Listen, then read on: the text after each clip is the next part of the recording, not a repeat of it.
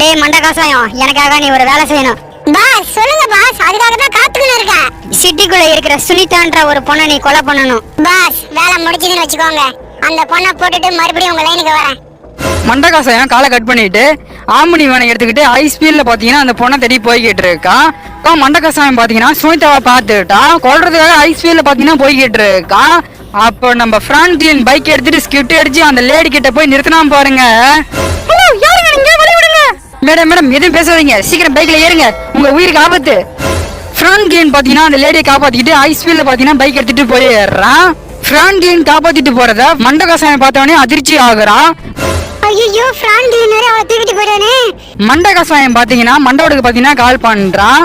Pass அந்த Franklin வந்து சுனிதாவை தூக்கிட்டு போயிடான் பாஸ். இத சொல்ல உனக்கு வெக்கமா இல்ல? இந்த வீடியோக்கு ஒரு லைக் போட்டு இதோட ஃபுல் வீடியோ நீங்க பார்க்கணும்னு நினைச்சீங்கன்னா இந்த இடத்துல கிளிக் பண்ணி பாருங்க.